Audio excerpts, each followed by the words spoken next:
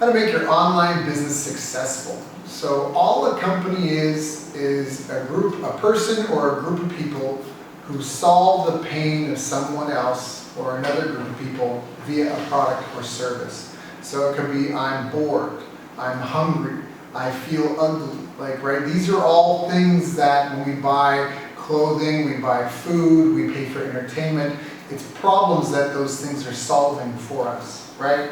So to make your online business successful, you need to be successful at finding people having the problem you can solve, helping convince them to give you the money, with whatever guarantee you might have, a money back guarantee or whatever, you might use that, but convince them to pay you to do it, and then to do it for them and make sure that they're happy. And the whole process needs to create a surplus of money in terms of what it costs you to get it done, not just for the resources, but in paying people whatever wage you have to pay to get the work done. So really, running an online business is about successfully organizing this. It's not about being the single person that does it all. It's about successfully organizing all this. And online is a really powerful medium because the low cost of duplication for products, if you make an ebook, or if you have a piece of software that can be really powerful, right? Because we can have thousands of people on a Zoom call.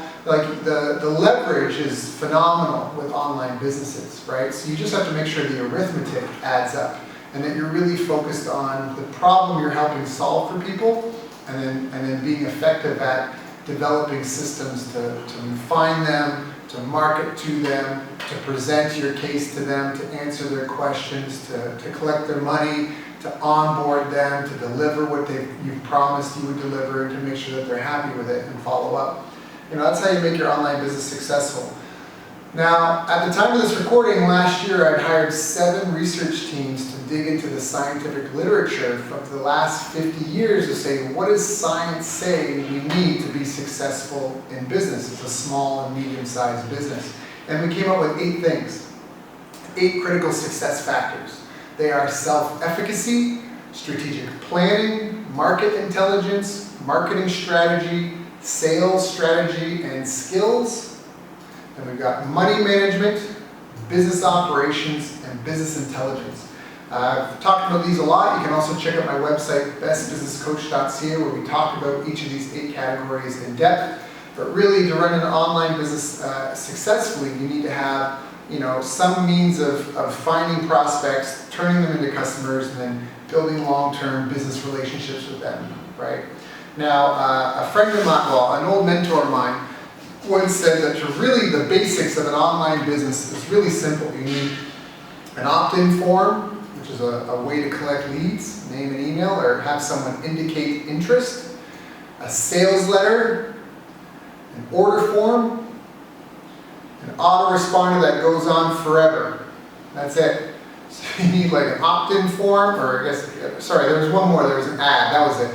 You need an ad that goes to an opt-in form for the first step that they're indicating interest, a sales letter describing the product or service and the benefits of it, right? An order form is a way to collect money, and an autoresponder, which means an email series that goes on forever until they finally, find out what they need or the timing's right. People don't buy when they're ready to.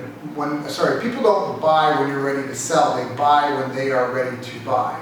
And that's why it's important as a business to try to understand the typical buying cycle or buying process your prospects go through, so you can set up reasonable milestones to try to encourage people. Because all of us, how often did we get the book report done the night before it was done? People will put things off, and if they're a stranger, you might feel weird about trying to impose deadlines on other people. But if your business is really solving a problem for people, and it could be as simple as just a movie theater, hey, we're bored, we want to go sit down, relax, eat some popcorn, watch a movie.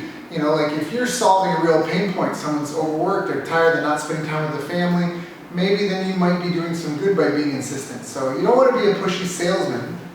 You don't want to try to push things on people that they don't need. But if you're solving real problems for the world, then you want to have realistic, a realistic understanding of the process, and encourage people hey, are you you're gonna make a decision, do you have other questions, do we need to move on? You know, you wanna have those kind of standards in place. So, but there's a lot of different ways to run an online business. I've been online for over 12 years now. You can do it with organic traffic, you can do it with social media traffic, you can run a community group and a Facebook group or a LinkedIn group or all these other different groups. You know, a lot of people want to be influencers and establish a following. That works. You can do it with paid advertising. You can do it as an affiliate, which is basically like a referral partner. If you're really well connected, you've got a big following, you can make a percentage referring people to a product or service you believe in. There's just a lot of different ways to do it online. And so which business model type best fits you depends on your goals and your interests and what you want to contribute to the world. So I don't have it publicly available, but we did have an ebook that we put together called Masterclass. It covered something like 10 different internet business models.